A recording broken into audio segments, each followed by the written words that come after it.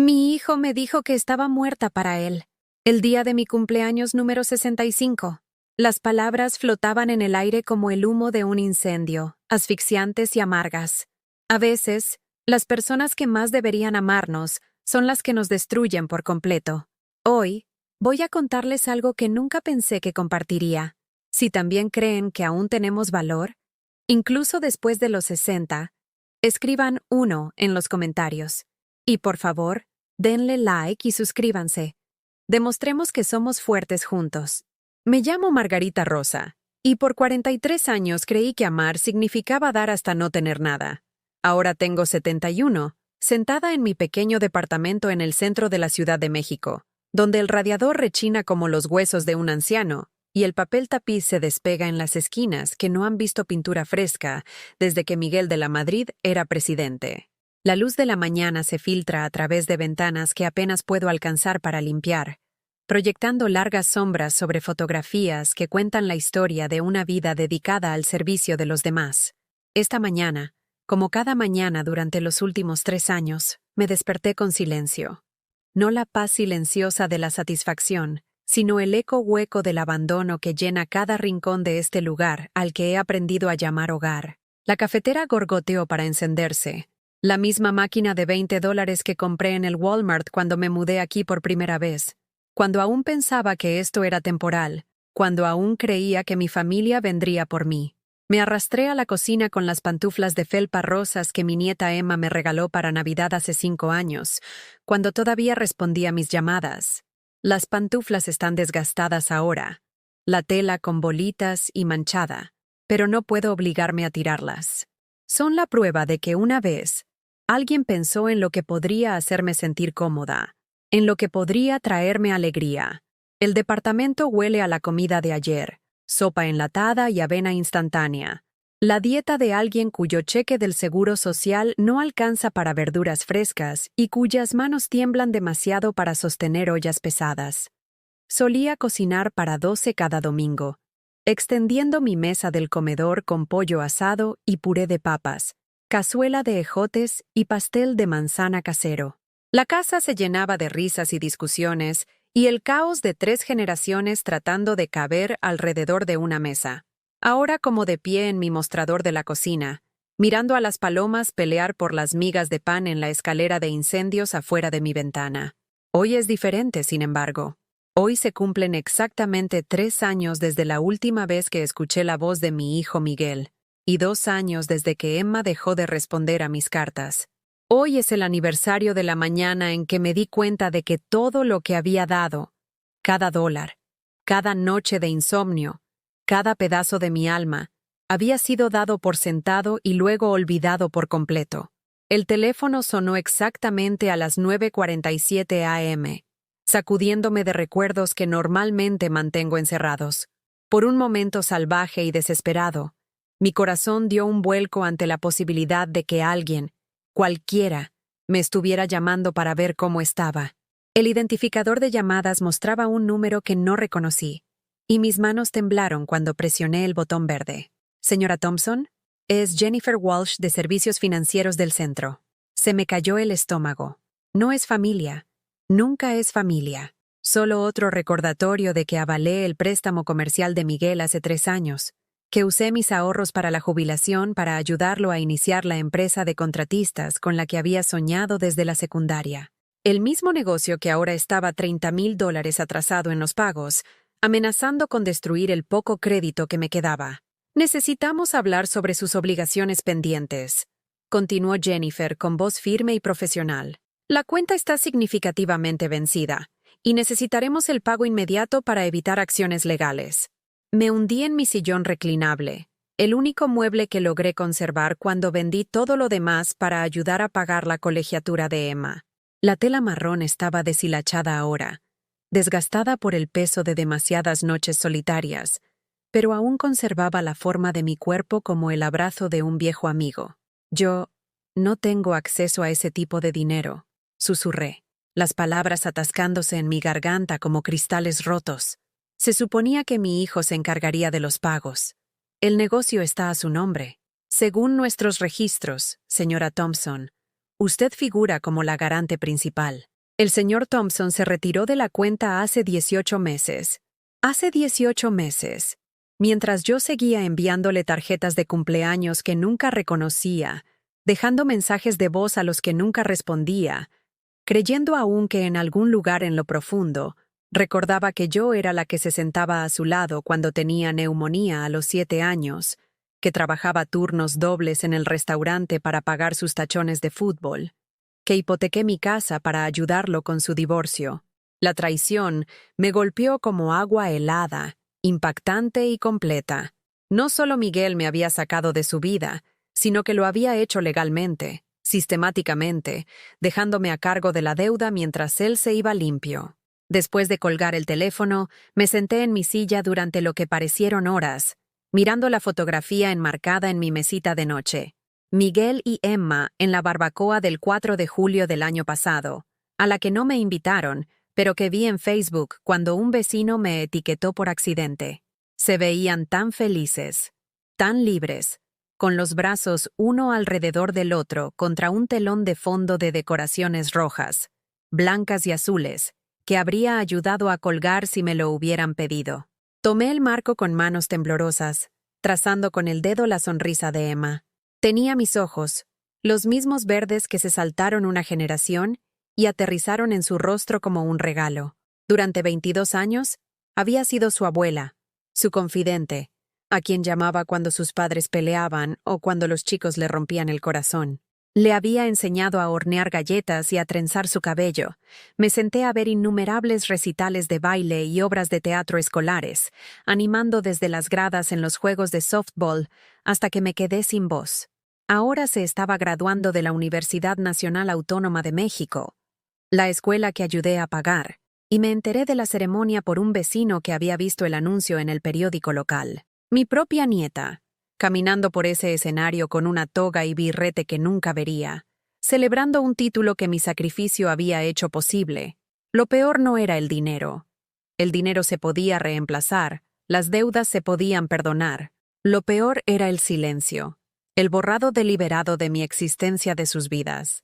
Me había convertido en un fantasma que rondaba los bordes de su felicidad, no bienvenida en las fiestas y cumpleaños, excluida de bodas y graduaciones, tolerada solo cuando necesitaban algo que yo pudiera proporcionar. Pensé en la última conversación que tuve con Miguel hace 3 años, en mi cumpleaños número 68. Lo llamé para invitarlo a cenar. Nada elegante, solo pastel de carne con puré de papas como le encantaba de niño. Su voz fue fría, distante, como si estuviera hablando con un telemarketer en lugar de con la mujer que le había dado a luz. Mamá, ya hemos hablado de esto. Emma tiene la universidad, yo el negocio. Sara tiene su club de lectura.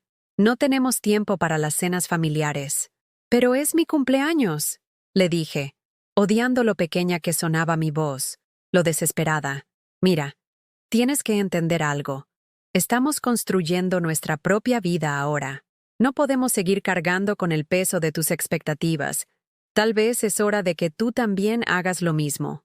Esas palabras habían resonado en mi cabeza durante 3 años. Cargando con el peso de tus expectativas. Como si querer ver a mi hijo y a mi nieta fuera una carga demasiado pesada para que ellos la soportaran. Como si la mujer que había sacrificado todo por su comodidad y éxito se hubiera convertido en poco más que un inconveniente para ser gestionado y finalmente descartado. Puse la fotografía boca abajo sobre la mesa, incapaz de seguir mirando sus rostros sonrientes. Fuera de mi ventana, la Ciudad de México continuaba con su ritmo implacable. Bocinas de coches, sirenas aullando, el metro pasando cada 15 minutos como un latido metálico. La ciudad estaba llena de vida, ruido y propósito, pero sentada en mi pequeño departamento, me sentía más sola de lo que jamás había imaginado posible. Esa noche, mientras calentaba otra lata de sopa para cenar, vi mi reflejo en la ventana oscura de la cocina. La mujer que me miraba era una extraña. Cabello gris, lacio y sin vida, hombros encorvados hacia adentro por años de llevar cargas demasiado pesadas para una sola persona, ojos que habían perdido su brillo en algún momento del camino. ¿Cuándo me había vuelto tan pequeña? ¿Cuándo había aprendido a ocupar tan poco espacio en mi propia vida? Pensé en los sacrificios que había hecho a lo largo de los años, cada uno de ellos pareciendo razonable en su momento, incluso necesarios. El fondo de vacaciones que vacié para pagar la boda de Miguel, la cuenta de jubilación que liquidé anticipadamente para ayudar con la colegiatura de Emma en la escuela privada, la casa que vendí para cubrir las cuentas médicas de Sara, cuando su seguro no pagó el tratamiento contra el cáncer que le salvó la vida. Cada elección se había tomado con amor, con la absoluta certeza de que la familia era lo primero, que mis necesidades podían esperar, que siempre habría tiempo después para mis propios sueños y deseos.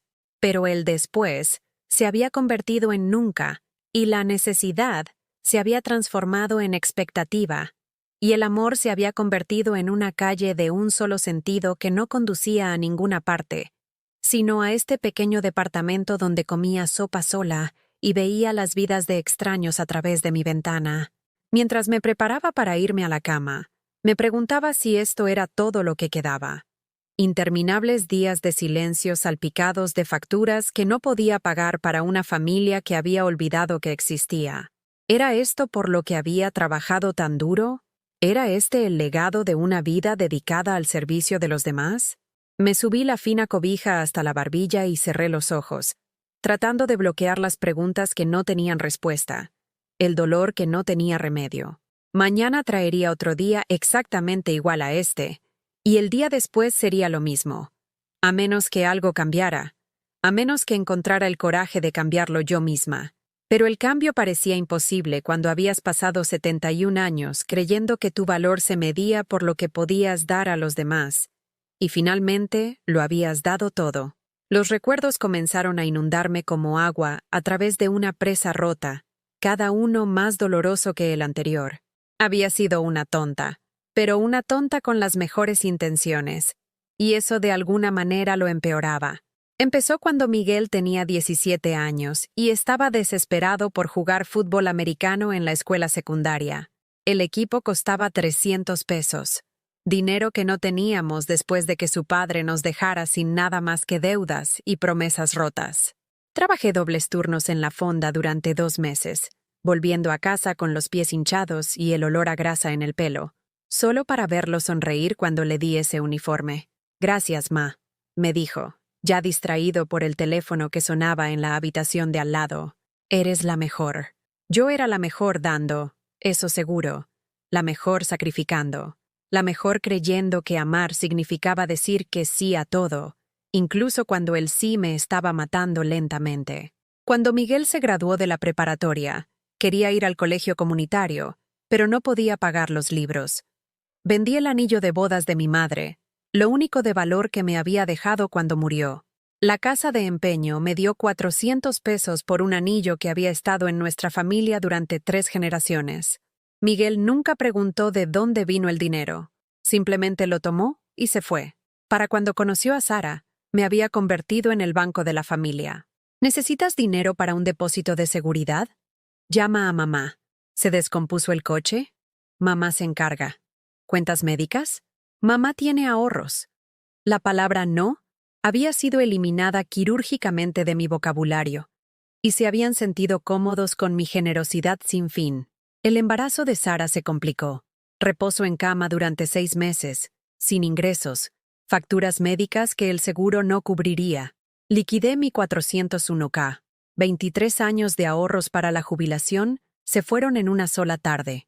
Solo las tarifas de penalización podrían haberme comprado un coche usado decente, pero Emma necesitaba un comienzo saludable en la vida. ¿Y qué clase de abuela sería si dejara que el dinero se interpusiera en el camino del futuro de mi nieta?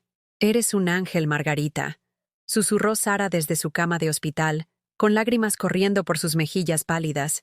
«No sé qué habríamos hecho sin ti». Me sentí como un ángel entonces, radiante de propósito y orgullo. Me necesitaban. Yo era esencial. Yo era la base que mantenía su mundo estable. La infancia de Emma se convirtió en mi segunda carrera. Mientras Miguel y Sara trabajaban para reconstruir sus finanzas, yo me convertí en su cuidadora a tiempo completo. Noches sin dormir cuando tenía cólicos. Visitas a la sala de urgencias por cada fiebre y tos. fiestas de cumpleaños y mañanas de Navidad, prácticas de fútbol y clases de piano. Estuve presente en cada hito mientras sus padres se enfocaban en sus carreras y sus propias necesidades. ¡Abuela Maggie! Emma gritaba cuando me veía, lanzándose a mis brazos con el tipo de alegría que hacía que cada sacrificio valiera la pena. Yo era su mundo entero, y ella era el mío. Cuando Emma cumplió 10 años, Miguel y Sara decidieron que necesitaba asistir a una escuela privada. Las escuelas públicas no eran lo suficientemente buenas para su hija. Mi nieta merecía algo mejor.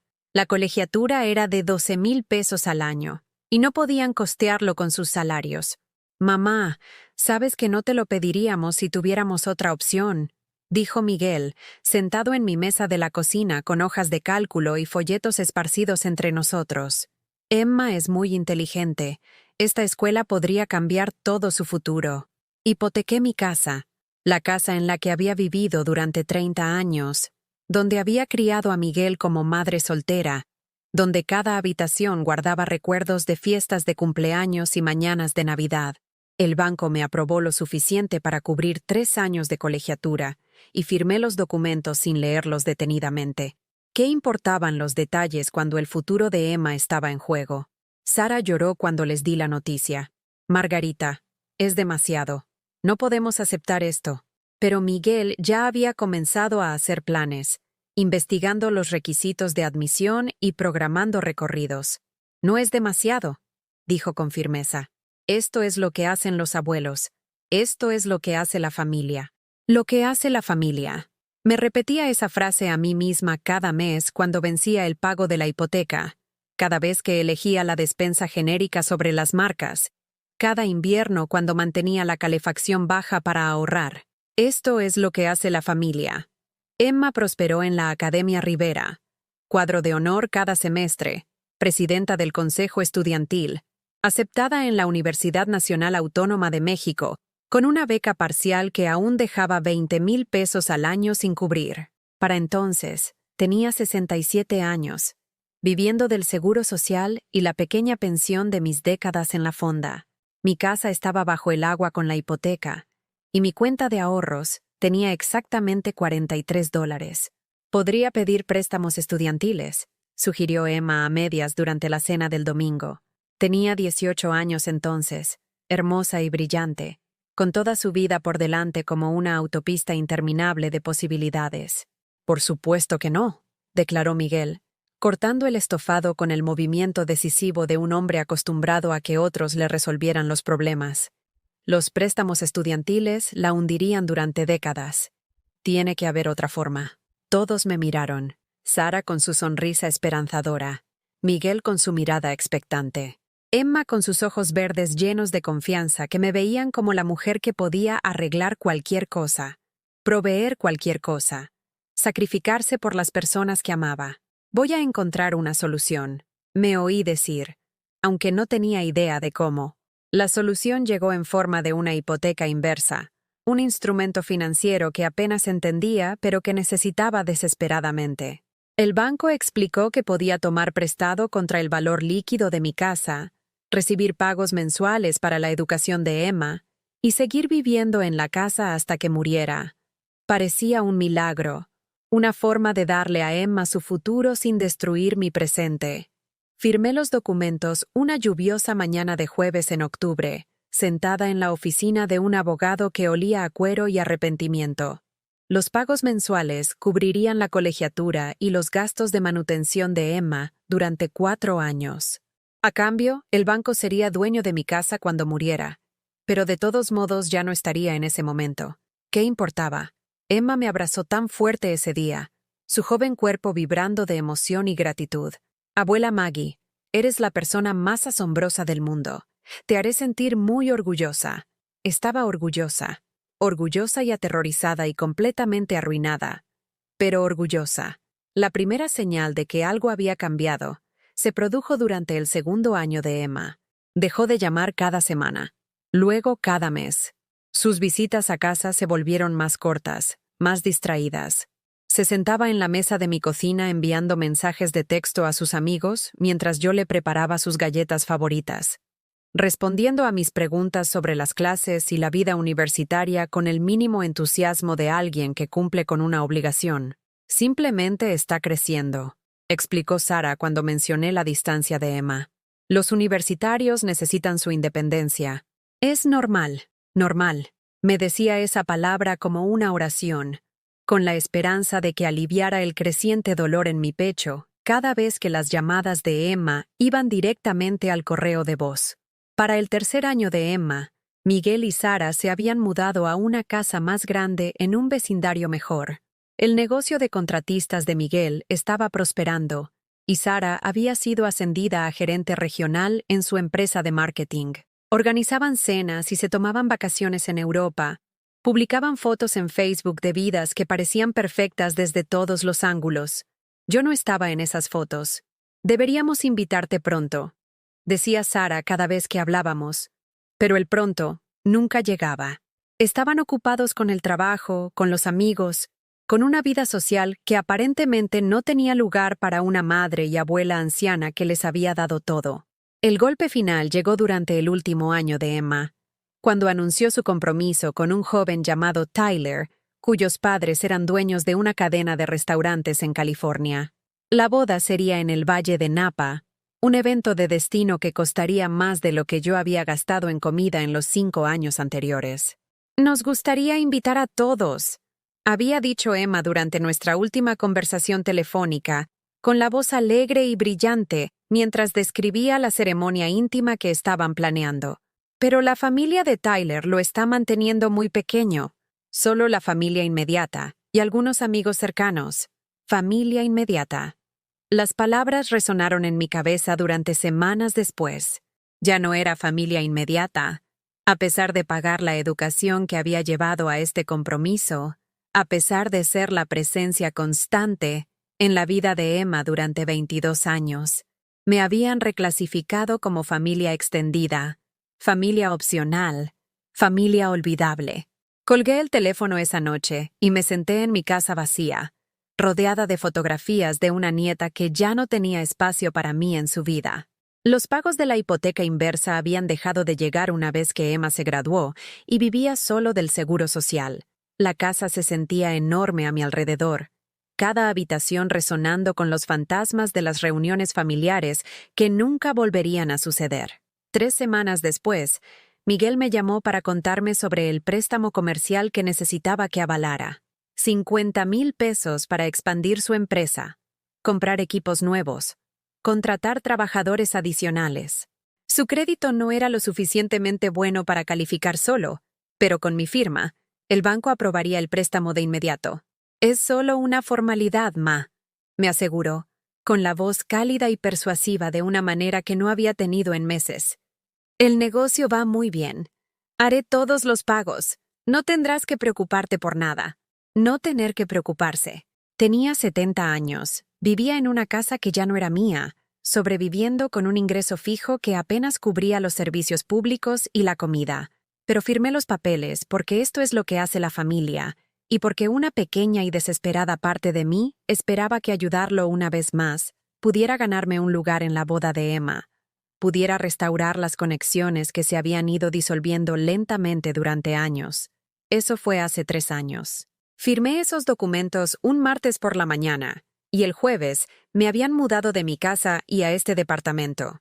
La hipoteca inversa venció cuando firmé el préstamo comercial, lo que desencadenó alguna cláusula que no había entendido ni me había molestado en leer con atención. El banco tomó posesión de inmediato, y tuve 72 horas para empacar 30 años de recuerdos. Miguel me ayudó a mudarme. Se presentó con un camión de mudanza y 2 de sus trabajadores, empacando eficientemente mis pertenencias como si estuvieran desalojando una unidad de almacenamiento, en lugar de desmantelar el hogar donde había crecido. Cuando terminamos, se paró en la puerta de mi nuevo departamento, con las manos profundamente metidas en los bolsillos, luciendo incómodo y ansioso por irse. «Esto es agradable, Ma», dijo, mirando el pequeño espacio con sus paredes beige y la alfombra desgastada. «Acogedor. Y ya no tendrás que preocuparte por el mantenimiento». Luego se fue, y no he sabido nada de él desde entonces. Fue entonces cuando susurré por primera vez la pregunta que me atormenta ahora. ¿Me utilizaron? La respuesta llegó lentamente, pieza por pieza, como un rompecabezas que no quería completar. Cada préstamo que había avalado, cada factura que había pagado, cada sacrificio que había hecho, todos habían sido aceptados sin gratitud, esperados sin cuestionamiento, olvidados en el momento en que ya no eran necesarios. Había sido una herramienta, un recurso para ser agotado, un banco que nunca cerraba y nunca exigía garantías más allá de mi amor incondicional. Y ahora que la cuenta estaba vacía, simplemente la habían cerrado y se habían ido. Lo más cruel no fueron las grandes traiciones, sino los 1000 pequeños cortes que me desangraron lentamente. Mi 70º cumpleaños llegó un martes de marzo, gris y frío como cualquier otro día de ese invierno. Siempre me habían gustado los cumpleaños. Creía que eran sagrados, una celebración de la existencia de alguien, la prueba de que su vida importaba a las personas que los amaban. Durante 49 años, hice que los cumpleaños fueran mágicos para mi familia. Pasteles caseros con más glaseado, decoraciones hechas a mano, regalos cuidadosamente seleccionados que había ahorrado durante meses para poder comprarlos. Me desperté esa mañana con la tonta esperanza de que alguien lo recordara. Tal vez solo una llamada telefónica, una tarjeta, algo para reconocer que Margarita Rosa había pasado 70 años en esta tierra y que su presencia había significado algo para alguien. Al mediodía, mi teléfono no había sonado. Por la noche, estaba sentada en mi sillón mirando el mismo teléfono, obligándolo a emitir un sonido, cualquier sonido. Me hice un panquecito de caja, de esos con glaseado químico que sabía a plástico azucarado. Le clavé una sola vela y encendí la mecha con dedos temblorosos. La llama parpadeó en el departamento oscuro, proyectando sombras danzantes en las paredes mientras susurraba una oración a cualquiera que pudiera estar escuchando. «Por favor», dije a la habitación vacía. «Por favor, que alguien se acuerde». La vela se consumió hasta no quedar nada. Mi teléfono permaneció en silencio. Esa noche hice algo que nunca había hecho antes. Llamé a Miguel yo misma. Contestó al cuarto timbrazo, con la voz distraída y ligeramente molesta. «¿Mamá? ¿Todo bien? Es un poco tarde». Mi voz se quebró y tuve que tragar antes de continuar. «Solo quería escuchar tu voz». «Ah, ok. Bueno, aquí estoy. ¿Qué pasa?» El silencio se extendió entre nosotros como un abismo. Quería decirle que era mi cumpleaños. Quería escucharlo jadear con reconocimiento y disculpas. Quería que se preocupara lo suficiente como para recordarlo sin que se lo recordaran. «Nada», susurré. «Solo... te quiero». «Yo también, mamá. Mira, tengo una reunión temprano mañana, así que probablemente debería dormir un poco». Colgó sin decir adiós. Me senté en la oscuridad, sosteniendo el teléfono silencioso, entendiendo con una claridad cristalina que había sido olvidada por completo. No solo pasada por alto o ocupada, sino olvidada. La mujer que lo había dado a luz, lo había criado, había sacrificado todo por su éxito. Se había vuelto tan insignificante que su cumpleaños ni siquiera se registraba en su memoria. Las llamadas telefónicas comenzaron a llegar con más frecuencia después de eso, pero nunca de la familia. Agencias de cobro persiguiendo los pagos atrasados de Miguel. Compañías de tarjetas de crédito donde mi nombre aparentemente todavía estaba vinculado a cuentas que nunca había abierto. Departamentos de facturación médica preguntando sobre cargos que no reconocía. «Señora Thompson, la mostramos como garante en esta cuenta», explicó una mujer llamada Janet durante una conversación particularmente humillante. Su hijo la incluyó como responsable del pago si incumplía. «No entiendo», dije, con la voz apenas por encima de un susurro. «¿Qué cuenta?» «La financiación médica para la cirugía estética de su esposa. 22,000 pesos por aumento de senos y liposucción. La cuenta tiene 4 meses de atraso. Cirugía estética». Mientras yo comía sopa enlatada y racionaba mis medicamentos recetados, Sara se sometía a procedimientos selectivos que costaban más que mis ingresos anuales. Y de alguna manera, yo era responsable de pagarlos. Empecé a llevar una libreta junto al teléfono, anotando cada llamada, cada deuda, cada obligación financiera a la que aparentemente había accedido sin mi conocimiento. La lista crecía cada semana. tarjetas de crédito, financiamiento de tiendas, incluso un préstamo para el barco de Miguel, un barco que nunca había visto, en un lago que nunca me habían invitado a visitar.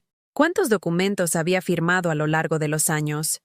¿Cuántas veces había confiado en ellos por completo, poniendo mi firma en documentos que apenas leía porque la familia se suponía que debía proteger a la familia?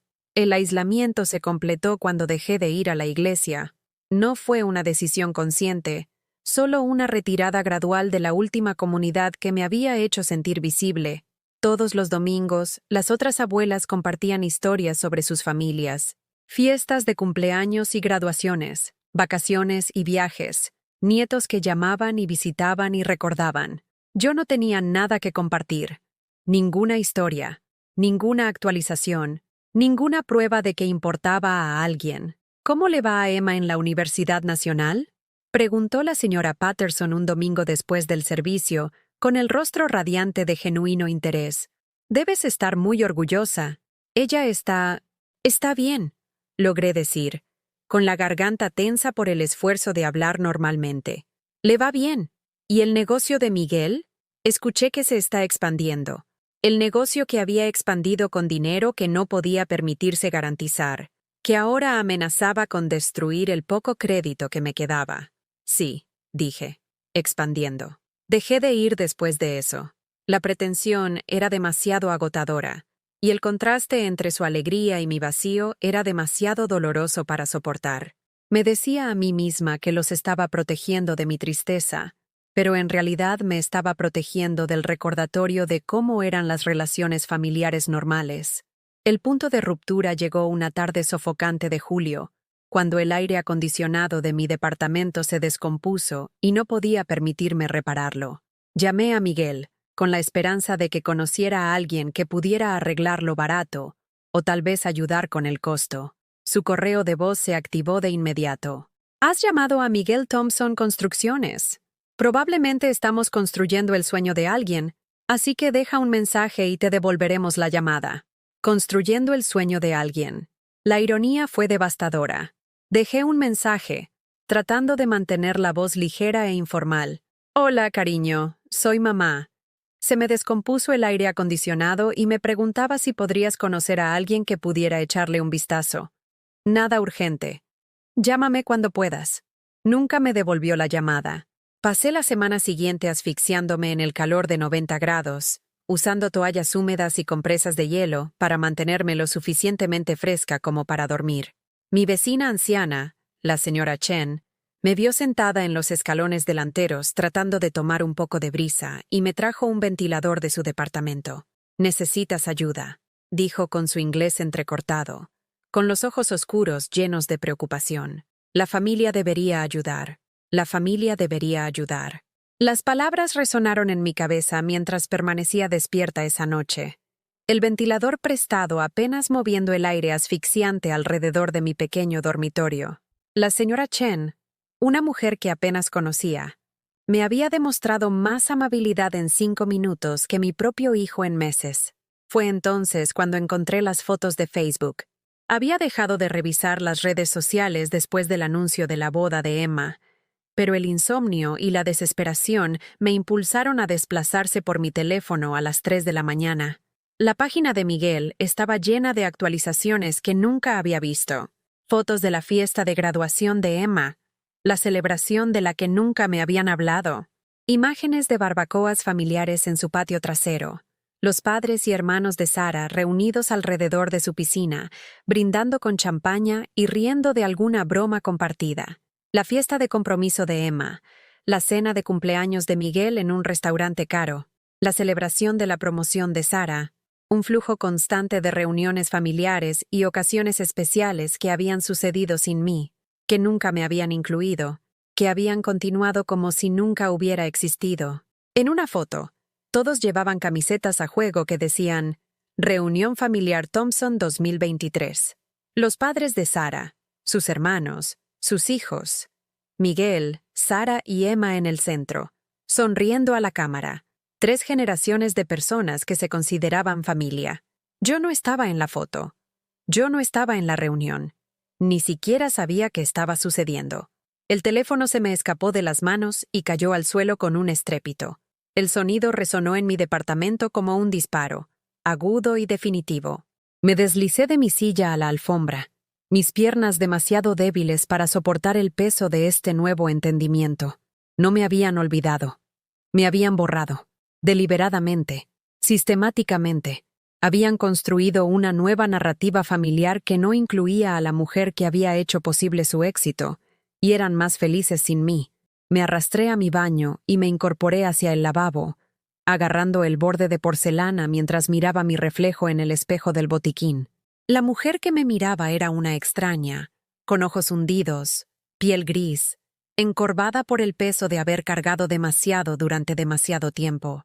¿Cuándo me había vuelto tan invisible? ¿Cuándo había aprendido a ocupar tan poco espacio que mi propia familia podía fingir que no existía? Mis manos temblaron mientras abría el botiquín, mirando el frasco de pastillas para dormir que mi médico me había recetado para el insomnio que me había atormentado desde que me mudé a este departamento. La etiqueta advertía contra tomar más de una por noche. Pero, ¿qué importaba? ¿Quién me encontraría si me las tomaba todas? ¿A quién le importaría? Sostuve el frasco durante mucho tiempo, sintiendo su peso, considerando lo fácil que sería simplemente desaparecer por completo, dejar de ser una carga, dejar de ser una decepción, dejar de ser alguien cuyo amor era demasiado problema para aceptar. Pero mientras estaba allí en mi pequeño baño, rodeada de los restos de una vida vivida para los demás, sentí que algo cambiaba dentro de mí. No esperanza. Estaba demasiado rota para la esperanza, pero algo más duro, más agudo, e infinitamente más peligroso. Ira. Estaba enojada conmigo misma por ser tan ingenua, tan confiada, tan dispuesta a creer que el sacrificio sería recompensado con amor. Estaba enojada con ellos por tomar todo lo que había ofrecido y luego desecharme como basura cuando no me quedaba nada que dar. Pero, sobre todo, estaba enojada por haber dejado que sucediera. Había sido cómplice de mi propia destrucción. Les había enseñado a usarme al nunca decir que no. Les había entrenado para que me dieran por sentada al estar siempre disponible. Había permitido su egoísmo al permitir constantemente sus necesidades. Por primera vez en 3 años, me miré en el espejo y vi a alguien que valía la pena salvar. Volví a colocar las pastillas para dormir en el botiquín y caminé hacia mi cocina, donde me preparé una taza de té con mi mejor vajilla, el juego que había estado guardando para ocasiones especiales que nunca llegaban. Me senté en mi pequeña mesa y pensé en lo que significaría dejar de ser su felpudo, empezar a valorarme tanto como los había valorado a ellos. La idea era aterradora. Sin sus necesidades que satisfacer, sus problemas que resolver, sus vidas que facilitar, ¿quién era yo? Sin sacrificio. ¿Quedaba algo de Margarita Rosa? Pero mientras tomaba mi té y veía salir el sol sobre la Ciudad de México, pintando mi pequeño departamento con luz dorada, empecé a entender que tal vez había llegado el momento de averiguarlo. La primera prueba llegó antes de lo que esperaba.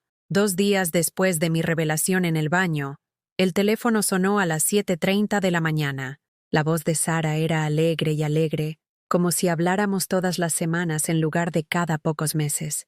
«Margarita, ¿cómo estás, cariño?» El término de cariño envió hielo por mis venas. Sara solo me llamaba cariño cuando necesitaba algo. «Estoy bien», dije con cuidado, ya preparándome para cualquier solicitud que viniera. «Oh, qué bueno. Mira, tengo la noticia más maravillosa. Emma finalmente está lista para empezar a buscar una casa, y encontramos este lugarito adorable en La Condesa. Los vendedores están motivados y podríamos conseguirlo por una ganga, solo 400,000 pesos. 400,000 pesos. Más dinero del que había visto en toda mi vida. Eso es mucho dinero», dije débilmente. Sé que suena a mucho, pero en realidad está por debajo del valor de mercado. El caso es que Emma y Tyler necesitan moverse rápido en esto. La compañía hipotecaria dice que necesitan un codeudor con buen crédito y algo de capital para aportar. Solo el 20%, 80,000 pesos. 80,000 pesos. Lo dijo como si me estuviera pidiendo que le prestara 20 pesos para la despensa. «Sara, dije lentamente, sintiendo algo nuevo y desconocido subiendo por mi pecho. No puedo ayudarte con eso. El silencio se prolongó tanto que pensé que se había cortado la llamada. ¿Cómo que no puedes ayudar? Su voz había perdido su dulzura azucarada, reemplazada por algo más duro, más exigente. Margarita, estamos hablando del futuro de Emma, el futuro de tu nieta. Entiendo eso, pero no tengo 80,000 pesos. No tengo 8,000 pesos. Apenas tengo 800 pesos. Eso es imposible, espetó Sara. Siempre has podido ayudar antes. ¿Qué pasó con todo tu dinero? ¿Qué pasó con todo mi dinero?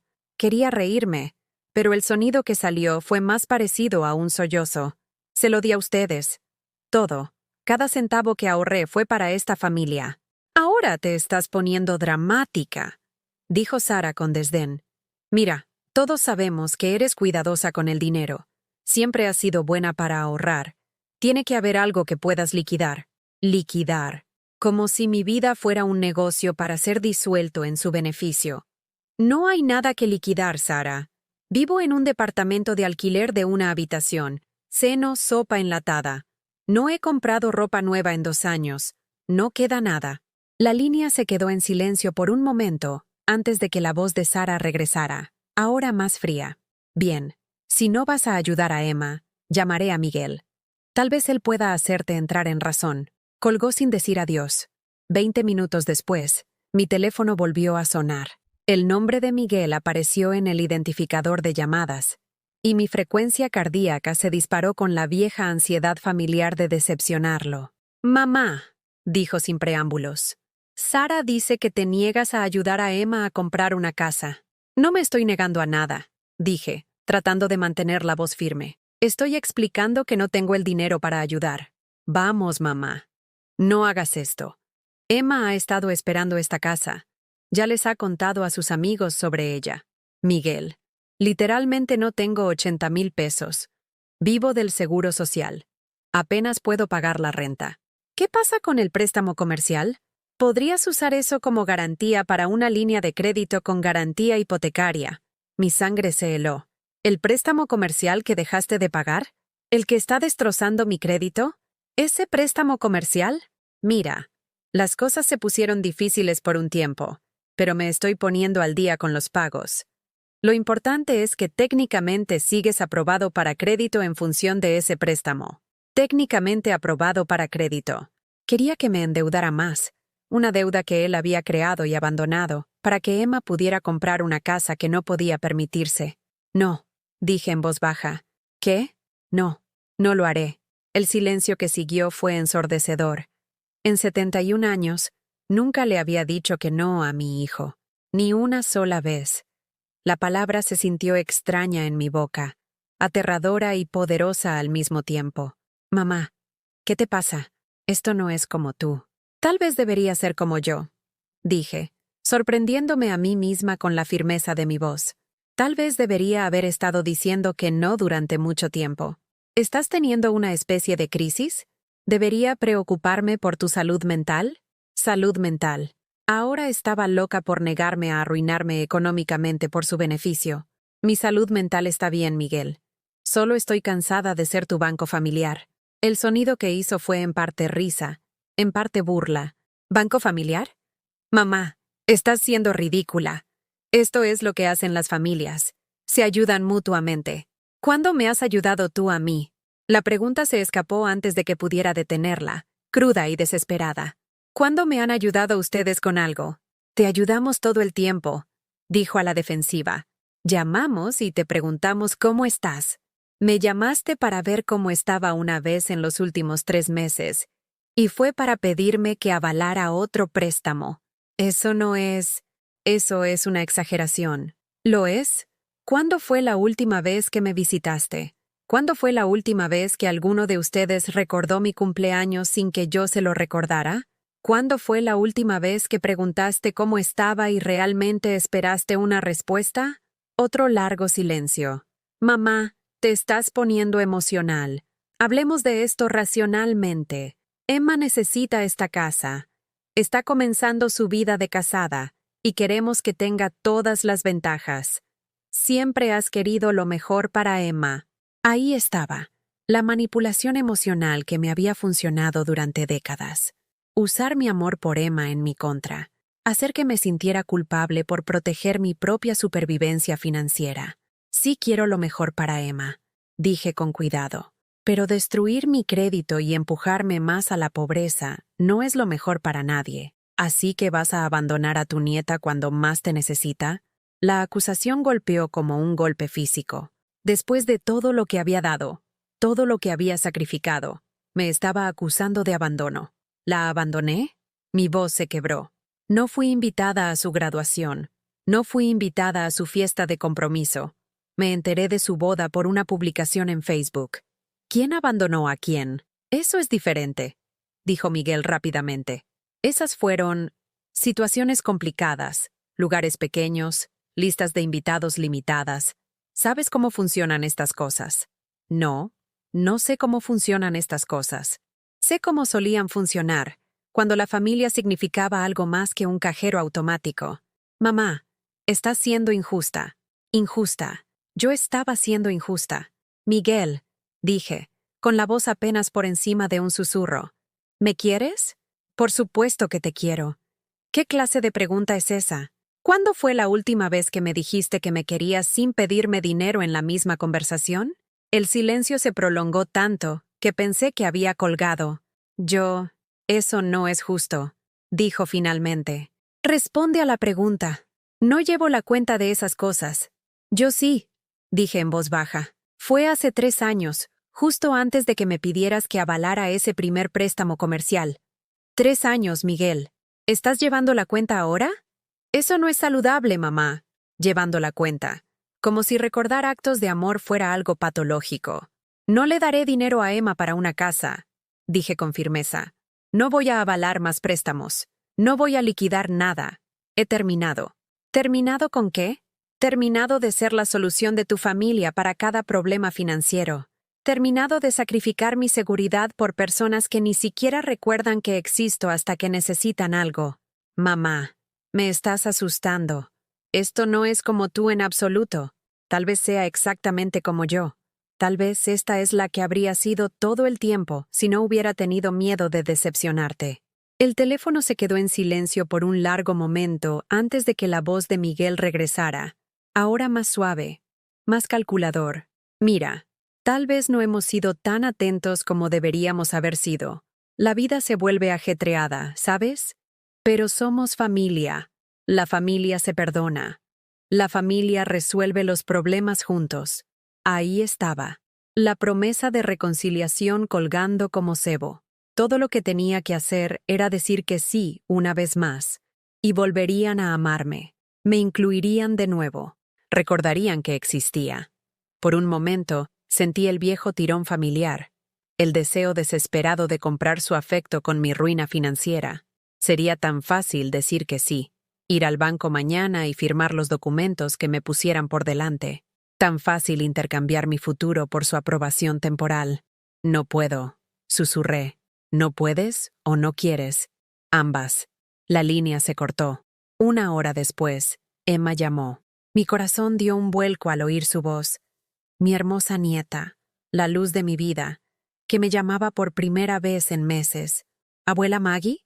Su voz era gruesa de lágrimas, y mi pecho se apretó con el viejo instinto de arreglar lo que le dolía. Emma, cariño, ¿qué pasa? Papá me contó lo que pasó, lo de la casa. Abuela, estoy tan confundida. Pensé que te alegraría ayudarme a empezar mi matrimonio. La manipulación era más sutil viniendo de Emma, envuelta en sentimientos heridos y lágrimas genuinas, pero era manipulación, sin embargo. La habían enviado para desmoronarme, sabiendo que nunca había podido resistirme a su dolor. Ay, cariño, dije, con la voz entrecortada. Te ayudaría si pudiera. Tienes que saberlo. Pero no tengo el dinero. ¿Pero qué pasa con todo el dinero que tenías antes? Siempre parecías tener dinero cuando lo necesitábamos. Siempre parecía tener dinero. Porque nunca les había dejado verme luchar. Nunca les había dejado saber el costo de mi generosidad. Nunca habían sabido de las comidas que me había saltado para pagar sus necesidades, de los medicamentos que había racionado, del calor que había mantenido bajo para ahorrar dinero para sus emergencias. Ese dinero vino de alguna parte, Emma. Vino de mi jubilación, de mis ahorros, de mi casa. Se ha ido. ¿Se fue a dónde? Se fue a ti, a tu educación, al negocio de tu padre, a las facturas médicas de tu madre. Todo. Cada centavo. Se quedó callada un momento. No lo sabía, dijo finalmente. Sé que no lo sabías. Nunca quise que lo supieras. Quería que te sintieras segura, que nunca te preocuparas por el dinero como yo lo hice cuando era joven. ¿Pero ahora no tienes nada? La pregunta fue tan inocente, tan genuinamente confundida, que rompió algo dentro de mí. Realmente nunca habían considerado de dónde venía el dinero. Nunca se habían cuestionado si yo podía costear el flujo constante de solicitudes y exigencias. No, cariño. Ahora no tengo nada. Emma empezó a llorar con más fuerza. Lo siento, abuela. No lo sabía. Nadie me dijo. No es tu culpa, Emma. Eras una niña cuando esto empezó. No podías saberlo, pero podría haber preguntado. Debí haber preguntado. Y debí haberte llamado más. Debí haberte visitado. La admisión fue como un bálsamo para una herida que había estado llevando durante años. Por fin, alguien de mi familia reconocía que había sido descuidada, que su silencio me había lastimado. ¿Por qué no lo hiciste? Pregunté suavemente. No sé, susurró. La universidad era muy ajetreada. Y luego el compromiso. Y todos decían que estabas bien, que te gustaba tu independencia. Mamá decía que preferías que te dejaran en paz. Sara les había dicho que yo prefería que me dejaran en paz. Mientras yo estaba sentada en mi departamento noche tras noche, desesperada por cualquier señal de que recordaran que existía, Sara les estaba diciendo que yo quería estar aislada. Nunca quise que me dejaran sola. Dije en voz baja, te extrañaba todos los días. Los sollozos de Emma se hicieron más fuertes. Lo siento mucho, abuela. Lo siento muchísimo. Te quiero. Nunca dejé de quererte. Yo también te quiero, cariño. Más de lo que jamás sabrás. ¿Puedo ir a verte? ¿Podemos hablar de esto en persona? Por primera vez en 3 años, alguien de mi familia quería verme. No porque necesitaran dinero, no porque quisieran algo, sino porque querían estar conmigo. Sí, dije, con lágrimas corriendo por mi rostro. Sí, por favor, ven. Pero incluso mientras pronunciaba las palabras, incluso mientras la esperanza parpadeaba en mi pecho por primera vez en años, no podía sacudirme la sensación de que esto era otra manipulación. ¿Era genuino el remordimiento de Emma? ¿O era solo una estrategia diferente para conseguir lo que querían? Solo el tiempo lo diría. Pero por ahora, por primera vez en 3 años, mi nieta venía a verme, y eso me pareció un pequeño milagro en sí mismo. Emma llegó una lluviosa tarde de jueves, llevando culpa y arrepentimiento como piedras en los bolsillos. Parecía mayor de sus 25 años, con el rostro hinchado de tanto llorar, con su ropa de diseñador arrugada por la energía nerviosa que la había llevado a pasearse por el pasillo de mi departamento durante 10 minutos antes de llamar a la puerta. Cuando abrí la puerta, se arrojó a mis brazos como la niña que una vez fue, sollozando contra mi hombro con el tipo de emoción cruda que no se puede fingir. Por un momento, todo el dolor se desvaneció, y yo era solo una abuela abrazando a su nieta, respirando el aroma familiar de su champú y sintiendo los latidos de su corazón contra mi pecho. Lo siento, susurró una y otra vez. Lo siento mucho, abuela. Nos sentamos en mi pequeño sofá, con su mano en la mía, mientras me lo contaba todo. Cómo Sara siempre me había descrito como independiente y con mis costumbres. Alguien que prefería el contacto mínimo porque las obligaciones familiares me abrumaban. Cómo se habían convencido de que mi silencio significaba satisfacción en lugar de abandono. Mamá decía que eras más feliz sin que te molestáramos todo el tiempo, dijo Emma, con la voz llena de vergüenza. Decía que te habías ganado el derecho a vivir tu propia vida sin dramas familiares. Dramas familiares. Habían reformulado su abandono como respeto por mi independencia, su abandono como un regalo de libertad que aparentemente había solicitado. ¿Alguna vez pensaste en preguntarme si eso era cierto? Dije suavemente. No, susurró, y debería haberlo hecho. Debí haberte llamado yo misma en lugar de creer lo que otras personas me decían sobre lo que querías. Hablamos durante 3 horas. Emma me habló de la universidad, de su trabajo en la empresa de marketing, de Tyler y de sus planes para el futuro. Me mostró fotos en su teléfono, el día de la graduación, la fiesta de compromiso, momentos que me había perdido y que nunca podrían recuperarse. Quería que estuvieras allí, dijo en voz baja, desplazándose por las fotos de su ceremonia de graduación. Te busqué entre el público.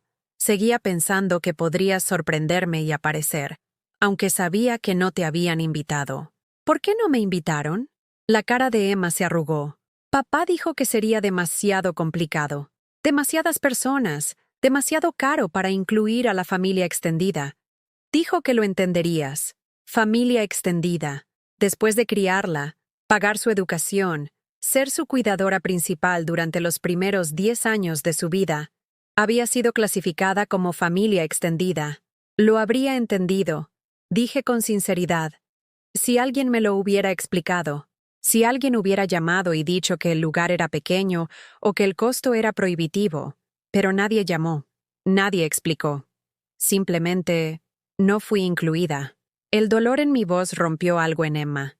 Empezó a llorar de nuevo, con más fuerza esta vez, con el tipo de dolor que proviene de reconocer un daño irreversible. No podemos arreglar esto, ¿verdad? Dijo.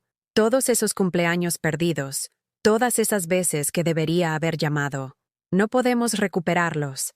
No, dije en voz baja. No podemos. Pero podemos hacerlo mejor en el futuro, ¿verdad? Puedo ser una mejor nieta. Puedo llamarte todas las semanas. Puedo visitar más. Puedo arreglar esto. El entusiasmo en su voz, el deseo desesperado de reparar lo que se había roto, me recordaba tanto a mí misma a su edad, siempre creyendo que el amor podía arreglar cualquier cosa, que las buenas intenciones podían superar años de abandono. Emma, dije con cuidado, ¿realmente quieres una relación conmigo? ¿O quieres sentirte mejor por tratarme mal? La pregunta la detuvo a mitad de la frase. Me miró con los ojos muy abiertos, como si hubiera hablado en un idioma extranjero. ¿Qué quieres decir? Quiero decir, ¿estás aquí porque realmente me quieres en tu vida? ¿O estás aquí porque tu conciencia te está molestando y crees que unas cuantas visitas harán que la culpa desaparezca? Abrió la boca para responder rápidamente. Luego se detuvo. Por primera vez desde que había llegado. Realmente pensó en la pregunta. No lo sé, dijo finalmente. Creo que ambas cosas, tal vez. Sí te quiero en mi vida. Te extrañé más de lo que me admití. Pero tienes razón. También quiero sentirme mejor por cómo te he tratado. La honestidad fue refrescante. Sin manipulación, sin llamamientos emocionales. Solo una joven lidiando con la complejidad de sus propias motivaciones. Gracias por ser honesta, dije. Eso significa más para mí de lo que imaginas. ¿Y ahora qué? Preguntó. ¿Cómo seguimos adelante? Respiré hondo, sabiendo que lo que estaba a punto de decir cambiaría todo entre nosotras. Emma, te quiero más que a mi propia vida. Has sido la luz más brillante de mi mundo desde el día en que naciste. Pero no puedo volver a ser como antes. ¿Qué quieres decir? Quiero decir que no puedo ser la abuela a la que solo se contacta cuando la familia necesita dinero. No puedo ser el fondo de emergencia que se activa durante las crisis financieras y se ignora el resto del tiempo. No puedo ser la persona que da todo y recibe a cambio de nada, me dijo. Su rostro se puso pálido. ¿Estás diciendo que no quieres una relación conmigo? Estoy diciendo que quiero una relación de verdad, no una condicional, no una en la que tu amor por mí esté ligado a mi capacidad para resolver tus problemas o financiar tus sueños. Pero yo no... Emma, la interrumpí suavemente. Me llamaste abuela Maggie por primera vez en meses esta noche. La primera vez desde que necesitaste ayuda con la casa. Antes de eso, solo era un nombre en tu teléfono que pasabas por alto sin llamar. La verdad la golpeó como un golpe físico. Se cubrió el rostro con las manos, con los hombros temblorosos por el peso de su propio reconocimiento. Tienes razón, susurró. Dios mío, tienes razón. Solo llamé cuando necesitaba algo. Es un patrón que lleva años, dije, y tiene que parar. Si quieres una relación conmigo, una relación de verdad, Empieza ahora, hoy, sin expectativas y sin ayuda financiera. Solo dos personas que se aman y quieren pasar tiempo juntas. Emma me miró, con los ojos rojos e hinchados. ¿Qué pasa con la casa? ¿Qué pasa con ella? Si no vas a ayudarnos a comprarla, la perderemos. Alguien más la conseguirá. Entonces alguien más la conseguirá. Dije con firmeza. Emma, tienes 25 años con un título universitario y un buen trabajo. Tu prometido tiene una carrera exitosa. Si no pueden permitirse una casa de 400,000 pesos, compren una casa menos costosa. O alquilen por unos años más hasta que puedan permitirse lo que quieren.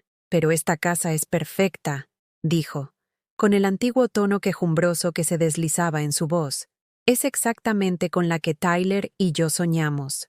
Los sueños son maravillosos, dije, pero no deberían construirse sobre la destrucción financiera de tu abuela. Se quedó callada durante mucho tiempo, procesando lo que había dicho. Finalmente, asintió lentamente. Tienes razón, dijo. No es justo pedirte que sacrifiques tu seguridad por nuestros sueños. Solo me acostumbré tanto a que pudieras arreglar las cosas. Nunca pensé en lo que te costaba. Me costó todo, dije simplemente. Mi casa, mis ahorros, mi jubilación, mi tranquilidad. Todo. Lo siento, susurró. Lo siento mucho, mucho. Lo sé. Y te perdono. Pero el perdón no significa volver a como eran las cosas. Significa empezar de nuevo, con nuevos límites y nuevas expectativas. Emma se quedó a cenar, sopa enlatada y galletas saladas que comió sin quejarse. Hablamos de su trabajo, de sus amigos, de su relación con Tyler. Una conversación normal de abuela y nieta que no tenía nada que ver con el dinero, los favores ni las obligaciones familiares. Cuando se estaba preparando para irse, se volvió hacia mí con incertidumbre en los ojos. ¿Qué les digo a mis padres sobre la casa?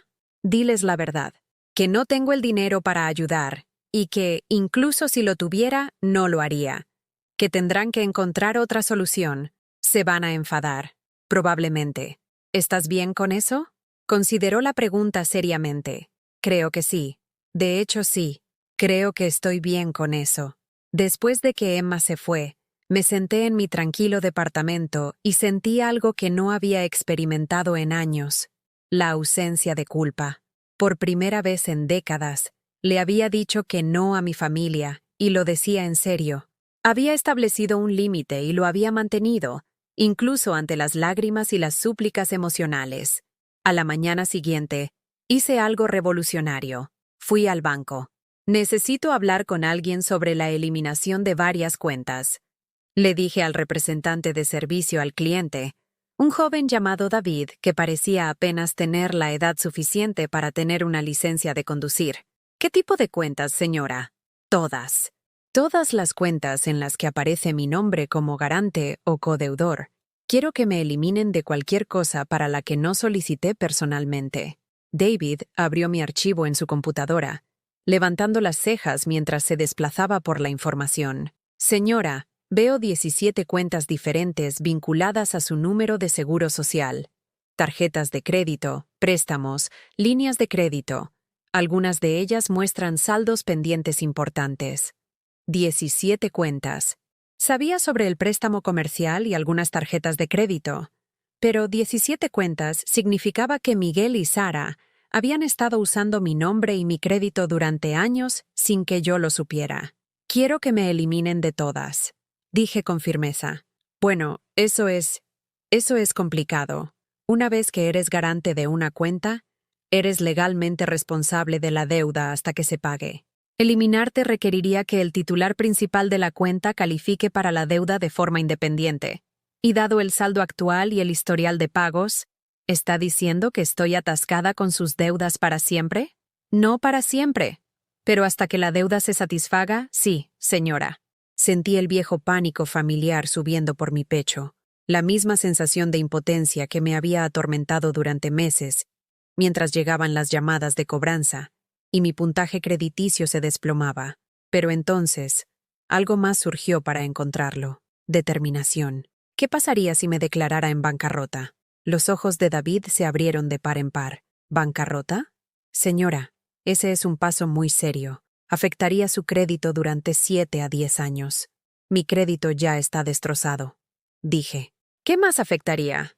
Pasamos la siguiente hora analizando las implicaciones de la bancarrota. Sí, eliminaría mi responsabilidad por la mayor parte de la deuda que Miguel y Sara habían acumulado a mi nombre. Sí, evitaría que los acreedores fueran tras mis ingresos del Seguro Social. Sí, me daría un nuevo comienzo financiero. La desventaja era mínima. No tenía bienes que perder. No tenía crédito que proteger. No me quedaba reputación financiera que rescatar. Necesitaré pensarlo, le dije a David. Pero incluso mientras pronunciaba las palabras, sabía que ya había tomado mi decisión. Esa tarde, llamé a un abogado especializado en bancarrotas, cuyo anuncio había visto en la televisión diurna.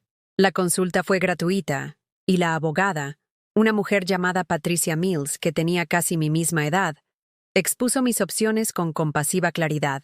Señora Thompson, usted es lo que llamamos una candidata ideal para la bancarrota del capítulo 7, dijo, revisando la montaña de papeleo que había llevado conmigo. Tiene activos mínimos, ingresos fijos y una deuda abrumadora que no se incurrió para su propio beneficio. El tribunal liberará la mayor parte de esta deuda, y usted estará libre de las obligaciones financieras que actualmente están destruyendo su calidad de vida. ¿Cuánto tiempo tarda? De 4 a 6 meses para completar el proceso.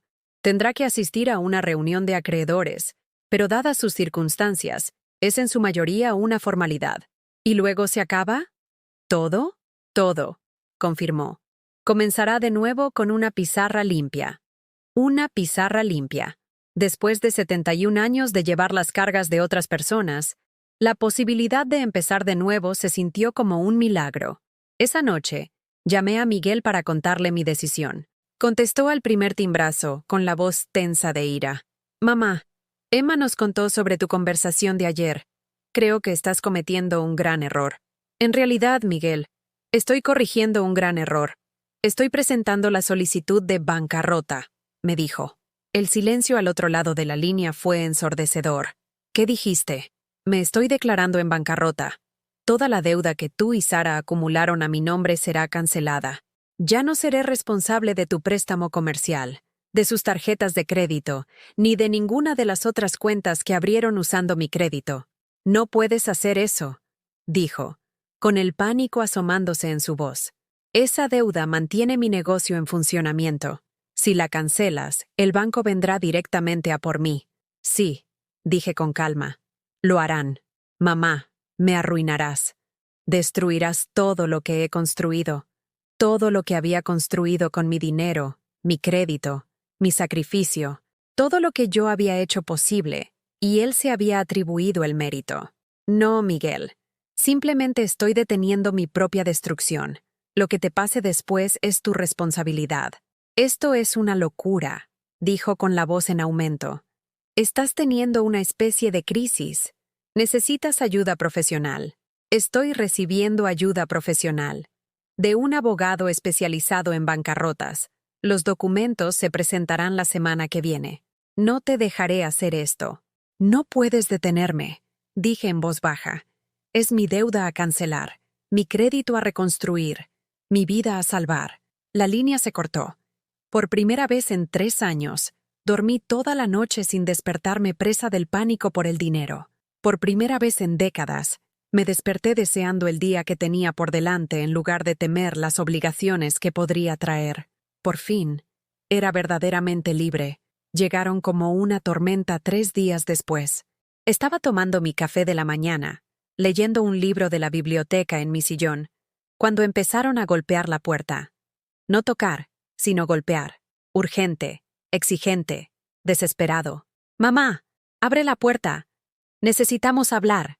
La voz de Miguel se oía a través de las delgadas paredes de mi edificio de departamentos, lo suficientemente fuerte como para despertar a los vecinos. Escuché que la puerta de la señora Chen se abría con un chirrido al final del pasillo, con su voz preocupada preguntando si todo estaba bien. Dejé la taza de café con manos sorprendentemente firmes. Sabía que este momento llegaría. Me había estado preparando para él desde que presenté los documentos de bancarrota, pero en lugar de miedo, sentí algo inesperado. Calma. Margarita. La voz de Sara se unió a la de Miguel, chillona y aterrorizada. Sabemos que estás ahí dentro. Necesitamos discutir esto como adultos. Como adultos. Como si yo hubiera sido la niña en esta relación.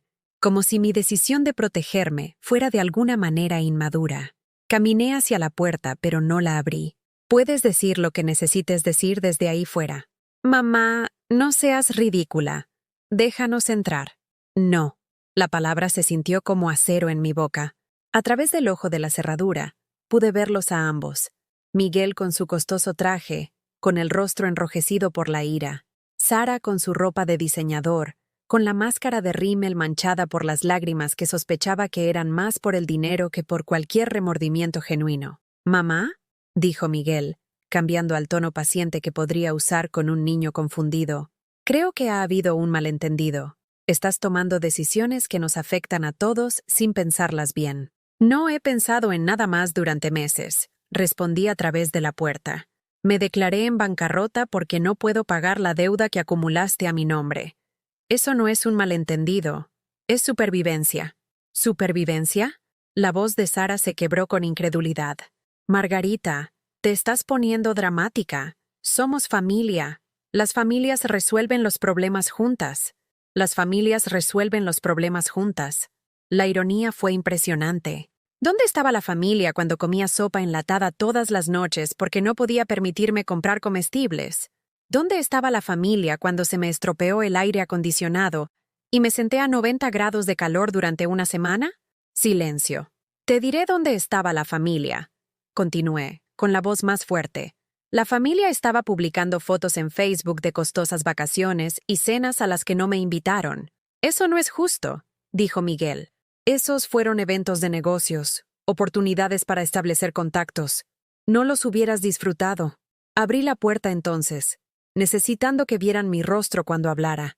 Ustedes decidieron lo que me gustaría y lo que no, sin consultarme. Decidieron que yo prefería estar sola sin consultarme. Decidieron que era demasiado mayor, demasiado aburrida, demasiado problema para incluir, y ahora quieren que siga pagando el privilegio de ser ignorada. Retrocedieron, sorprendidos por la furia silenciosa de mi voz. A la dura luz del pasillo, se veían más pequeños de lo que recordaba, más frágiles. Sentimos mucho si te hicimos sentir excluida, dijo Sara, con la voz tomando el tono azucarado que usaba cuando quería algo. Pero destruir nuestra estabilidad financiera no va a solucionar los sentimientos heridos. Sentimientos heridos. 3 años de abandono. Décadas de explotación, reducidos a sentimientos heridos. Esto no se trata de sentimientos heridos, dije lentamente. Se trata del hecho de que me usaron, todos ustedes. Me vieron como un recurso para ser agotado, no como una persona para ser amada. Eso no es cierto, protestó Miguel. Te queremos. ¿No? Aman lo que yo podía hacer por ustedes. Hay una diferencia. Entré en mi departamento y saqué una carpeta que había preparado para este momento. En su interior había impresiones de todas las fotos de Facebook que había guardado, cada reunión familiar de la que había sido excluida, cada celebración que había tenido lugar sin mí. Quiero que miren esto, dije, extendiendo las fotos en el suelo del pasillo entre nosotros. La fiesta de graduación de Emma, la celebración de su aniversario, la mañana de Navidad del año pasado, la cena de cumpleaños de Sara, la fiesta de promoción de Miguel. Se quedaron mirando las imágenes, con los rostros pálidos al darse cuenta de lo que estaban viendo. Cuenten cuántas fotos familiares pueden encontrar en las que aparezco, dije en voz baja. Cuenten cuántas veces pensaron en incluir a la mujer que hizo posible toda su felicidad. Sara se arrodilló y recogió una de las fotos. La fiesta de compromiso de Emma, celebrada en su patio trasero bajo luces parpadeantes que me habría encantado ver. Pensamos, comenzó, y luego se detuvo. ¿Pensaron qué? Pensamos que te sentirías incómoda, toda esa gente joven, todo el ruido. Pensamos que preferirías quedarte en casa. Nunca preguntaron qué prefería. Decidieron por mí. Y luego se convencieron de que me estaban haciendo un favor al excluirme. Miguel se pasó las manos por el pelo, un gesto que recordaba de su infancia cuando lo habían descubierto en una mentira. Tal vez cometimos algunos errores. dijo a regañadientes. Pero eso no justifica lo que estás haciendo ahora. La bancarrota destruirá mi negocio. Todo por lo que he trabajado se habrá ido. Todo por lo que trabajaste con mi dinero, corregí. Construido con mi crédito, financiado por mi sacrificio. Tal vez es hora de que aprendas a construir algo que te pertenezca. Estás siendo vengativa, acusó Sara, con su máscara de dulzura finalmente resbalando. Esto es venganza, pura y simple. Si quisiera venganza, dije con calma, lo habría hecho hace 3 años cuando empezaron a ignorarme. Esto no es venganza, es autopreservación. Recogí las fotos y me mantuve firme, sintiéndome más alta de lo que me había sentido en años. Pasé 71 años creyendo que amar significaba dar hasta no tener nada. Les di mi dinero, mi tiempo, mi energía, mi futuro. Les di todo excepto mi respeto por mí misma. Mamá, no he terminado. Mi voz interrumpió la interrupción de Miguel como una cuchilla. Les enseñé a usarme al nunca decir que no. Permití su egoísmo al estar siempre disponible para resolver sus problemas. Creé monstruos alimentándolos con todo lo que tenía. La cara de Sara se arrugó. ¿Nos estás llamando monstruos? Estoy llamando monstruoso a su comportamiento. Hay una diferencia. Por primera vez desde que llegaron, Emma apareció al final del pasillo. Debió haber estado esperando en el coche, enviada como refuerzo cuando su asalto inicial fracasó. ¿Abuela?, dijo tentativamente, caminando hacia nosotros con pasos cautelosos. Hola, cariño. ¿De verdad vas a seguir adelante con la bancarrota? Sí, aunque eso perjudique el negocio de papá. Miré a mi nieta, a esta hermosa joven a la que había ayudado a criar, educar y lanzar al mundo, y sentí que la última pieza de mi antiguo ser moría. Emma, déjame preguntarte algo. Si el negocio de tu padre depende de destruir mi seguridad financiera, ¿crees que ese es un negocio que vale la pena salvar? Abrió la boca para responder. Luego la cerró, asimilando las implicaciones de la pregunta. No lo había pensado de esa manera, dijo suavemente. Ninguno de ustedes lo hizo. Pensaron en lo que necesitaban, en lo que querían, en lo que les haría la vida más fácil. Nunca pensaron en lo que me costaba proporcionárselo. Miguel dio un paso adelante, con el rostro enrojecido por la ira y la desesperación. ¿Y ahora qué? ¿Simplemente nos vas a sacar de tu vida por completo? ¿Nos vas a castigar para siempre por no ser perfectos? No los estoy sacando, dije. Estoy estableciendo límites. Si quieres una relación conmigo, se basará en el respeto mutuo, no en la dependencia financiera. ¿Qué significa eso?, preguntó Sara. Significa que me llamas porque quieres escuchar mi voz, no porque necesites dinero. Significa que me invitas a las reuniones familiares porque soy familia, no porque te sientas obligado. Significa que me tratas como a una persona que amas, no como a un cajero automático que visitas cuando estás desesperado. El pasillo se quedó en silencio, excepto por el sonido distante del tráfico de la calle de abajo. ¿Y si no podemos hacer eso?, preguntó Miguel en voz baja. Entonces no tendremos una relación, dije simplemente, y esa será su elección, no la mía. Me volví hacia la puerta de mi departamento. Luego me detuve. Quiero que entiendan algo, dije sin mirar atrás. Ya no estoy enojada. No estoy amargada. Simplemente he terminado. He terminado de ser utilizada. He terminado de darme por sentada.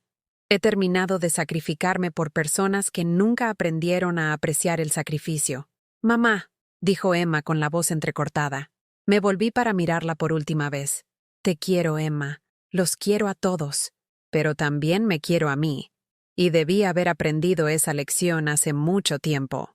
Entré en mi departamento y cerré la puerta tras de mí, girando el cerrojo con un clic decisivo que resonó en el pasillo como un punto final al final de una frase muy larga.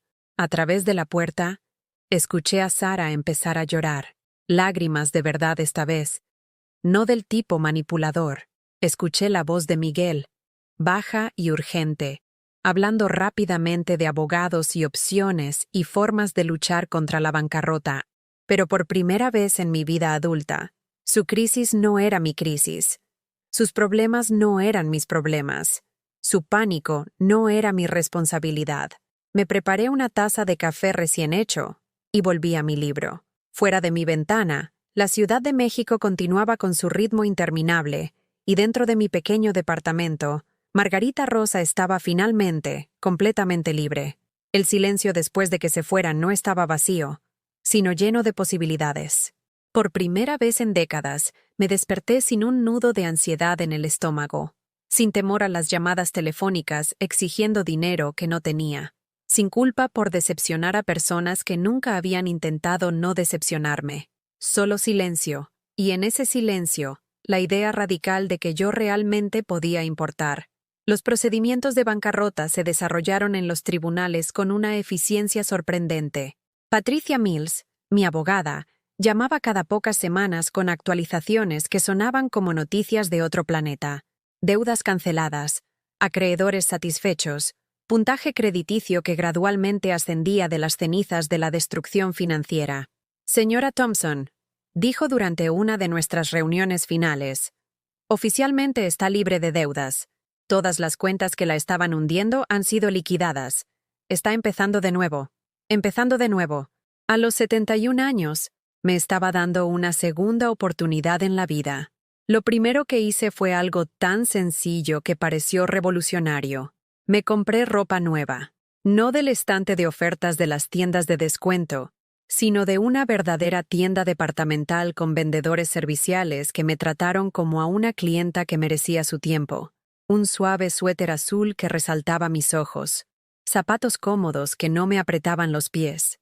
Un abrigo de invierno que realmente me mantenía abrigada en lugar de solo cubrir mi cuerpo. La mujer del espejo del probador era una extraña. Hombros rectos en lugar de encorvados por el peso de los problemas ajenos. Rostro relajado en lugar de tenso por la preocupación perpetua. ¿Cuándo había empezado a parecer tan derrotada? ¿Cuándo había aprendido a hacerme tan pequeña? Ese color le sienta de maravilla, dijo la vendedora mientras modelaba el suéter azul. La hace resplandecer. Resplandecer.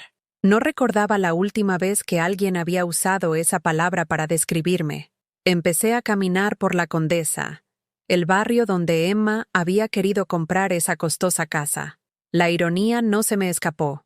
Estaba explorando la zona que mi nieta creía merecer, mientras aprendía a merecer cosas para mí. El parque era hermoso en otoño, con los árboles ardiendo en colores que parecían más vívidos de lo que recordaba. ¿Siempre había sido el mundo tan brillante, o yo había estado demasiado preocupada por las necesidades de los demás para darme cuenta? En mi tercera caminata, descubrí el centro comunitario. Era un edificio de ladrillo que había visto días mejores, pero la gente que entraba y salía parecía feliz, comprometida, viva de una manera que envidiaba. Un letrero junto a la puerta anunciaba clases, pintura de acuarela, clubes de lectura, clases de cocina, informática para personas mayores. Me quedé afuera durante 20 minutos, observando a la gente ir y venir, antes de armarme de valor para entrar. ¿En qué puedo ayudarla? La recepcionista era una mujer de mi edad con cabello plateado y ojos amables, que llevaba una placa con el nombre de Dolores. Yo me preguntaba por las clases, dije, con la voz oxidada por meses de hablar solo conmigo misma. ¿Cuáles le interesan? No lo sé, admití. No he hecho nada por mí misma en tanto tiempo, que ya no estoy segura de lo que me gusta. Dolores sonrió con la comprensión de alguien que había escuchado esa confesión antes. ¿Por qué no prueba algunas cosas diferentes? La primera clase siempre es gratis. Ve a qué le habla. Lo que me habló resultó ser la pintura de acuarela. No había tocado un pincel desde la clase de arte de la secundaria, pero algo en la forma en que los colores florecían y se mezclaban sobre el papel húmedo se sentía como meditación. La instructora, una maestra de arte jubilada llamada Elena, nos animó a pintar lo que nos trajera alegría. No se preocupen por hacerlo perfecto, decía, moviéndose entre nuestros caballetes como una gentil directora. El arte no se trata de la perfección, sino de la expresión. Había olvidado que tenía algo que expresar más allá de la preocupación y el sacrificio. Mi primera pintura fue terrible, un paisaje embarrado que parecía el intento de un niño de hacer arte abstracto. Pero era mía. Había creado algo que existía puramente porque yo quería que existiera, no porque alguien más lo necesitara o lo esperara, o se beneficiara de ello. La colgué en mi refrigerador como una niña orgullosa. El club de lectura se reunía los miércoles por la noche en la pequeña biblioteca del centro. La selección actual era Un hombre llamado Ove, de Frederick Backman, una historia sobre un hombre mayor que aprende a encontrar un propósito después de una pérdida. Los paralelos con mi propia vida no eran sutiles, pero eran reconfortantes. ¿Qué pensaste del viaje de Ove?, preguntó Ruth, la moderadora del club, durante mi primera reunión. Creo, dije lentamente, que tuvo que perder todo lo que pensaba que era antes de poder descubrir quién era realmente. Los demás miembros asintieron con conocimiento de causa. La mayoría de ellos eran de mi edad o mayores, personas que habían experimentado sus propias versiones de pérdida y redescubrimiento. Estaba Margarita P., la llamábamos Margarita P., para evitar confusiones, cuyo marido de 50 años había fallecido y la había dejado preguntándose quién era ella más allá de esposa.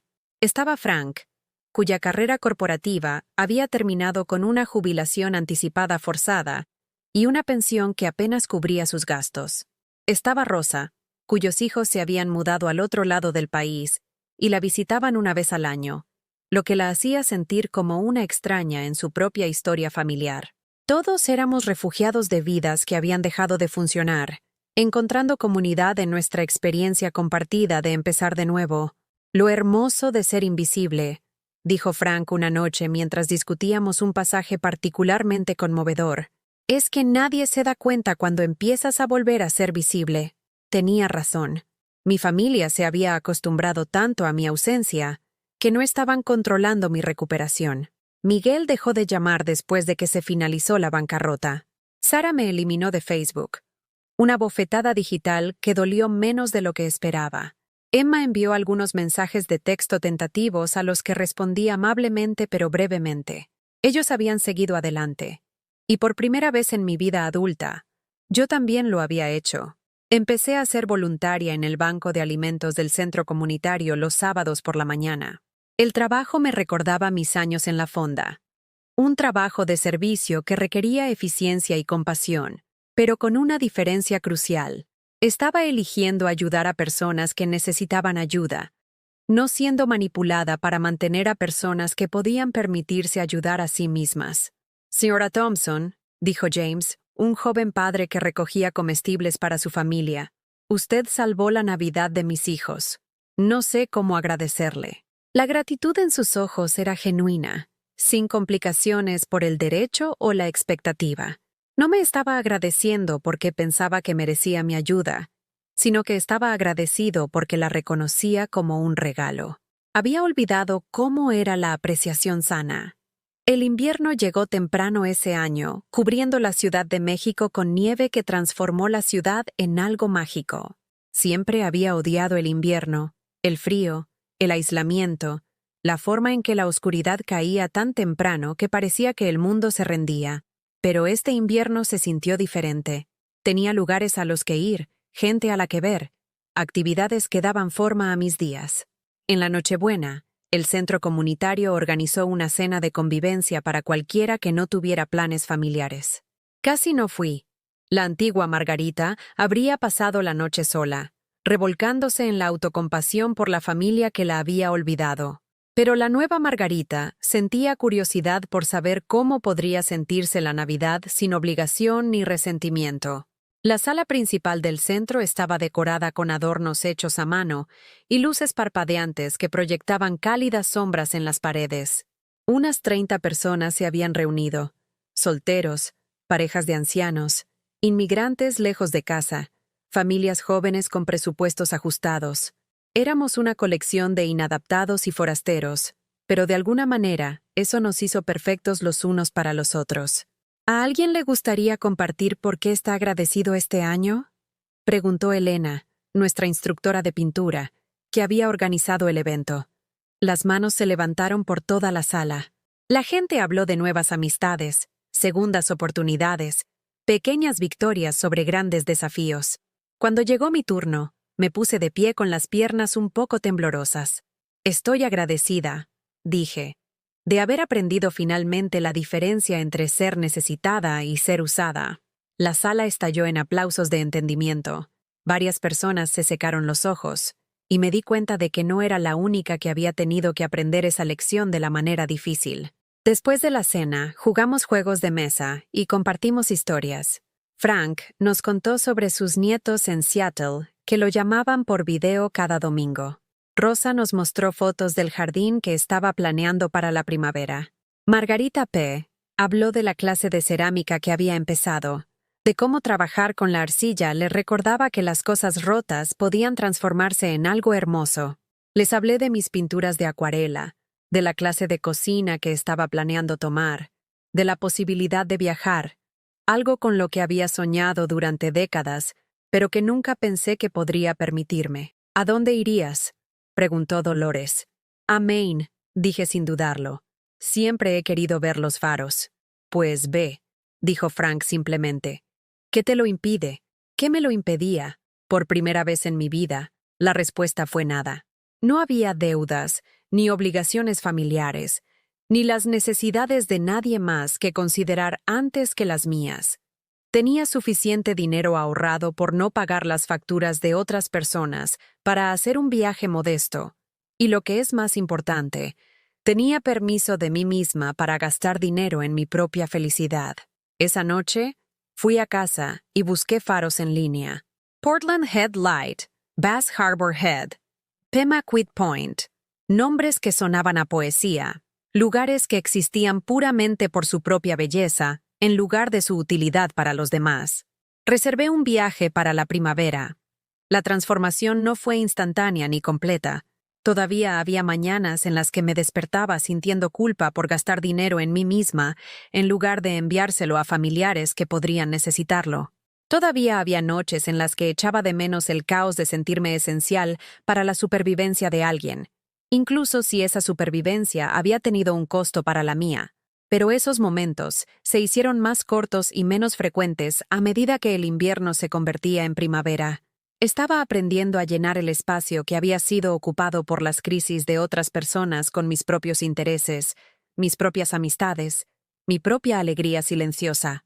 Emma llamó el día de mi 72º cumpleaños, no para pedirme dinero o ayuda, sino para desearme feliz cumpleaños y contarme que había estado pensando en nuestra última conversación. He estado yendo a terapia, dijo en voz baja, hablando de patrones familiares y de límites saludables. Creo que ahora entiendo por qué tuviste que hacer lo que hiciste. ¿Cómo estás?, pregunté. ¿Con lo de la casa? Encontramos algo más pequeño, más asequible. Es perfecto para nosotros ahora. Y tal vez algún día podamos permitirnos algo más grande, pero lo haremos nosotros mismos. El orgullo se hinchó en mi pecho, no el antiguo orgullo de haber resuelto el problema de otra persona, sino el nuevo orgullo de ver a alguien aprender a resolver sus propios problemas. Estoy orgullosa de ti, dije, y lo sentí. ¿Puedo ir a visitarte alguna vez? No porque necesite nada, solo porque te extraño. Me gustaría mucho. Después de que colgamos, me di cuenta de que algo había cambiado en mí durante esa conversación. Ya no estaba enojada. La amargura que me había consumido durante meses se había disuelto en algún lugar entre las clases de acuarela y las discusiones del club de lectura, entre ayudar a extraños en el banco de alimentos y planificar mi viaje a los faros. Había encontrado algo mejor que la venganza o el resentimiento. Me había encontrado a mí misma. La primavera llegó como una revelación, y con ella llegó la certeza de que Margarita Rosa ya no era una mujer que existía únicamente para servir a los demás. Era una mujer que pintaba paisajes imperfectos y leía novelas que la hacían pensar y que esperaba con ansias sus primeras vacaciones de verdad en 40 años. Era una mujer que importaba, por sí sola. Un año después, estaba de pie en la rocosa costa de Maine, observando cómo el amanecer pintaba el océano Atlántico en tonos dorados y rosados. El faro detrás de mí, Portland Head Light, se elevaba desde los acantilados como un faro de esperanza, su torre blanca capturando la luz de la mañana y arrojándola de vuelta al mundo con una brillantez desafiante. El viento azotaba mi cabello alrededor de mi rostro, y me acerqué mi nueva chaqueta roja. Rojo, un color que nunca había usado antes, pensando que era demasiado llamativo, demasiado para llamar la atención de alguien como yo. Pero la mujer en la que me había convertido ya no tenía miedo de ser vista. Mi pequeña maleta estaba a mi lado en el banco donde había ido a ver el amanecer. Dentro había materiales de acuarela, un diario que había empezado a llevar y recuerdos de una semana de pura autocomplacencia, museos por los que había vagado a mi propio ritmo, restaurantes donde había comido sola sin sentir vergüenza, librerías donde había comprado novelas que quería leer simplemente porque me interesaban. Durante 7 días, no había respondido a nadie más que a mí misma. No llamadas telefónicas pidiendo dinero. No culpa por gastar mi cheque del Seguro Social en experiencias en lugar de en las emergencias de otras personas. No un cálculo constante de lo que podía permitirme dar en comparación con lo que necesitaba para sobrevivir. Tenía 72 años y acababa de tomar mis primeras vacaciones de verdad. El farero, un hombre curtido llamado Tom que había trabajado allí durante 30 años, me había contado sobre las tormentas que azotaban esta costa. La gente piensa que los faros son solo una bonita decoración, había dicho, puliendo la enorme lente que guiaba a los barcos a la seguridad. Pero son edificios en funcionamiento. Salvan vidas todos los días al mantenerse firmes cuando todo a su alrededor es caos. Mantenerse firme cuando todo a su alrededor es caos. Había pensado en esas palabras toda la semana, reconociendo algo de mí misma en esa descripción. Por fin había aprendido a ser mi propio faro, un faro constante que guiaba mi propio barco a la seguridad, incluso cuando las personas que amaba estaban decididas a estrellarse contra las rocas por su propia voluntad. Mi teléfono vibró con un mensaje de texto de Emma. «¿Cómo está Maine, abuela? No puedo esperar a ver tus pinturas». Había estado visitando con regularidad desde nuestra conversación de cumpleaños, visitas reales donde hablamos de libros y eventos actuales, y de su trabajo en lugar de dinero y dramas familiares. Había traído a Tyler una vez, un joven amable que parecía genuinamente interesado en conocerme en lugar de evaluar mi utilidad financiera. Eran felices en su casa más pequeña, orgullosos de pagar su propia hipoteca, construyendo una vida que les pertenecía. Miguel había llamado 2 veces en el último año. La primera vez fue para informarme de que su negocio había sobrevivido a la pérdida del préstamo que había avalado, aunque tuvo que reducir su tamaño y renunciar al costoso contrato de alquiler de la oficina. La segunda llamada llegó 6 meses después, cuando Sara solicitó el divorcio y él necesitaba a alguien con quien hablar sobre el dolor de ser abandonado por alguien que pensaba que nunca se iría. Había escuchado sin ofrecer soluciones. Había simpatizado sin escribir cheques. Fue la conversación más honesta que habíamos tenido en décadas. «No entiendo cómo pudo simplemente marcharse», había dicho, con la voz llena de confusión y dolor. «A veces», respondí suavemente, «la gente llega a un punto en el que quedarse cuesta más que irse». Se había quedado callado durante mucho tiempo después de eso. «Mamá», había dicho finalmente, «creo que te debo una disculpa». «¿Crees?» «Lo sé que sí, todos lo sabemos». La disculpa cuando llegó fue imperfecta pero genuina, sin excusas sobre estar ocupados o malinterpretar mis necesidades. Solo el reconocimiento de que se habían aprovechado de mi amor y me habían tratado como un recurso en lugar de una persona. Lo había perdonado, pero perdonar no significaba olvidar. Significaba aceptar el pasado sin dejar que envenenara el presente. Significaba amar a mi hijo mientras mantenía los límites que protegían mi nueva paz. Mientras el sol ascendía sobre el Atlántico, abrí mi diario y escribí: «Hoy aprendí que los faros no corren por el océano rescatando a los marineros que se ahogan. Se quedan en un solo lugar, brillando su luz de manera constante. Y los barcos usan esa luz para navegar hacia la seguridad». Pasé 71 años tratando de ser un bote de rescate, agotándome tratando de salvar a personas que no estaban interesadas en ser salvadas. Ahora estoy aprendiendo a ser un faro en su lugar, estable, brillante, útil, pero no responsable de todos los barcos que pasan. El diario estaba lleno de tales observaciones, de ideas que habían llegado lentamente a medida que había construido una vida que me pertenecía. Había descubierto que me encantaban las novelas de misterio, que tenía fuertes opiniones sobre la política local, y que poseía un talento para hacer amigos que había estado inactivo durante décadas. Había aprendido que podía vivir cómodamente con mi cheque del Seguro Social cuando no estaba manteniendo los estilos de vida de otras personas, que los pequeños placeres podían traer una alegría enorme, que estar sola no era lo mismo que estar sola. Lo más importante es que había aprendido que el amor sin límites no era amor en absoluto, sino una capacidad de habilitación vestida con un lenguaje bonito. Mi teléfono sonó, interrumpiendo mis pensamientos. El identificador de llamadas mostraba un número que no reconocía, y por un momento, la vieja ansiedad parpadeó. Los números desconocidos habían significado una vez agencias de cobro y exigencias de pago de deudas que no había creado. Pero esa vida había terminado. Contesté sin miedo. ¿Es Margarita Thompson? La voz era joven, femenina, nerviosa. Sí, soy Margarita. Señora Thompson, mi nombre es Jennifer Walsh.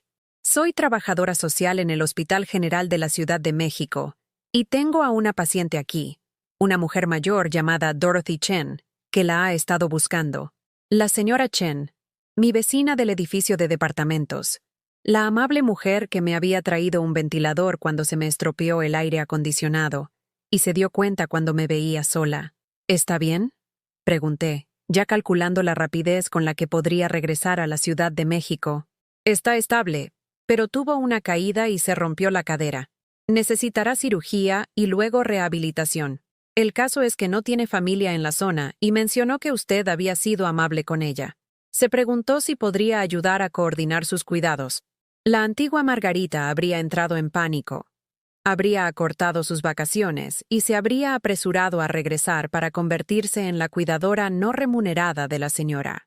Chen habría asumido la responsabilidad de la crisis de otra persona, sin considerar sus propias limitaciones. La nueva Margarita hizo una pausa, pensó, y luego hizo preguntas.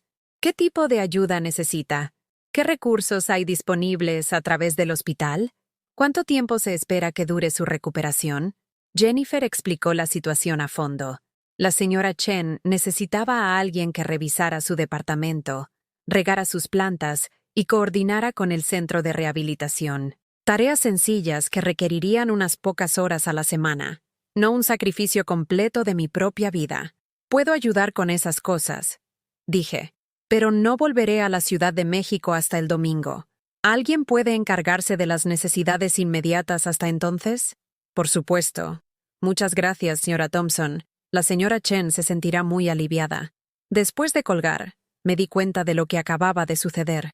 Alguien había pedido mi ayuda. Y había dicho que sí, pero en mis propios términos, dentro de mis propios límites, sin abandonar mis propias necesidades. Estaba aprendiendo a ser generosa sin ser autodestructiva, útil sin ser explotada. El haz de luz del faro recorrió el agua al acercarse la noche, con su ritmo constante y seguro. Empaqué mis cosas y me dirigí de vuelta a mi hotel, donde pasaría una noche más en Maine, antes de regresar a la Ciudad de México, y a la vida que había construido de las cenizas de la vida que había perdido. Pero primero, tenía una cena para disfrutar en un restaurante con vistas al puerto, una copa de vino para saborear, y una puesta de sol para contemplar desde la ventana de mi hotel. Las necesidades de la señora Chen podían esperar hasta que estuviera lista para abordarlas. Su crisis no se convirtió automáticamente en mi emergencia. La mujer que había llegado a Maine hace una semana, ansiosa, deseosa de complacer, dispuesta a sacrificar su propio placer por la petición urgente de otra persona, se había ido. En su lugar estaba una mujer que entendía que ayudar a los demás era una elección, no una obligación, y que mantener su propio bienestar era la base que hacía posible la verdadera generosidad. 3 meses después, estaba de pie en la sala principal del centro comunitario, colgando mis últimas pinturas de acuarela para la exposición de arte anual. La serie de faros, 12 pinturas de la costa de Maine, me había llevado 2 meses completar, trabajando lenta y pacientemente para capturar no solo los edificios, sino los sentimientos que habían inspirado. «Esto es extraordinario», dijo Elena, retrocediendo para admirar la colección. «Realmente has encontrado tu voz como artista». «Mi voz como artista». Había pasado 7 décadas pensando que no tenía una voz que valiera la pena escuchar, y ahora la estaba descubriendo en pinceladas y elecciones de color, en la forma en que capturaba la luz sobre el agua y la belleza desafiante de las estructuras que se mantenían firmes contra las tormentas. Emma llegó a la recepción de apertura con Tyler y un invitado sorpresa, Miguel, que parecía incómodo, pero que intentaba esforzarse. Había estado trabajando lentamente para reconstruir nuestra relación, respetando mis límites mientras intentaba mostrar un interés genuino en mi vida. «Mamá», dijo, de pie frente a las pinturas de los faros con asombro en sus ojos. «Son increíbles. No tenía idea de que fueras tan talentosa». «Yo tampoco», admití. «Nunca tuve tiempo de descubrirlo». La verdad tácita flotaba entre nosotros. Nunca había tenido tiempo porque había pasado todo mi tiempo resolviendo sus problemas y financiando sus sueños.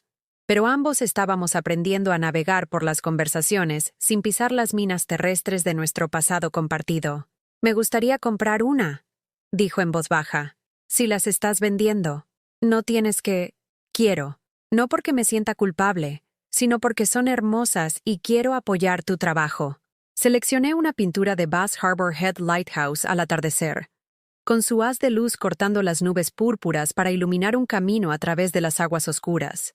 Mientras escribía el comprobante de venta, me di cuenta de que esta era la primera vez que Miguel me pagaba por algo en lugar de al revés. La exposición de arte fue un éxito.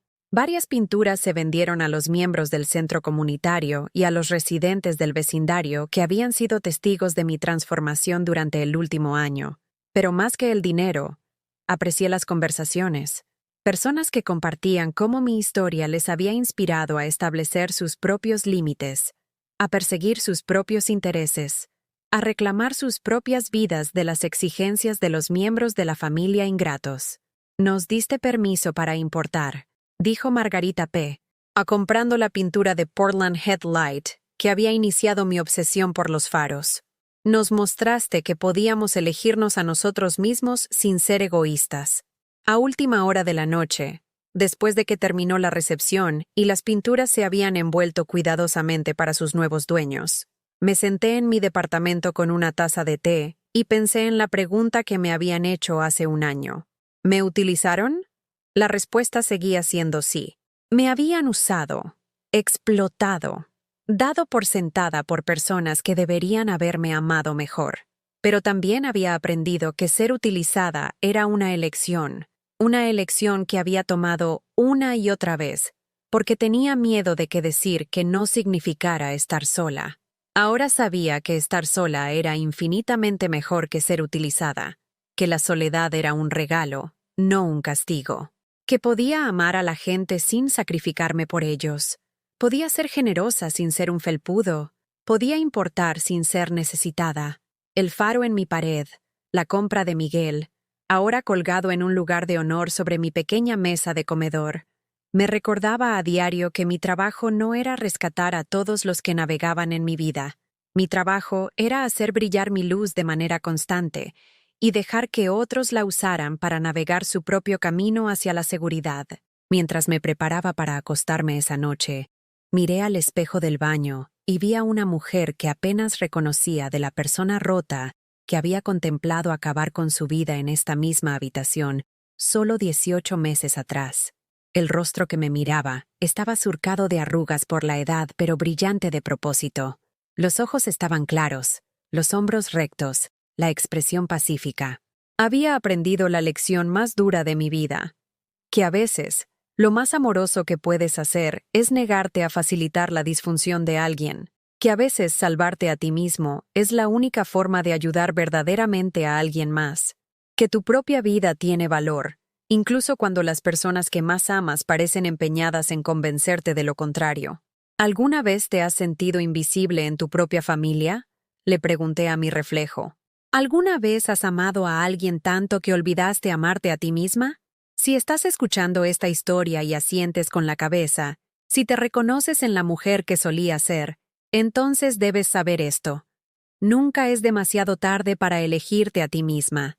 Nunca es demasiado tarde para importar. Nunca es demasiado tarde para hacer brillar tu propia luz. en lugar de consumirte para mantener a los demás calientes. Tu vida tiene valor más allá de lo que puedes dar a los demás. Importas, no por lo que haces por la gente, sino porque existes. Y a veces, el acto de amor más radical es aprender a decir que no. Si mi historia te ha tocado el corazón, si alguna vez te has sentido como esa madre o abuela olvidada, comparte este mensaje con alguien que necesite escucharlo. Dale like si crees que todos merecemos importar. Suscríbete para que esto llegue a alguien más que necesite permiso para elegirse a sí mismo. Porque al final, todos somos faros, destinados a brillar nuestra propia luz, a mantenernos firmes en nuestras propias tormentas y a guiarnos a salvo a casa.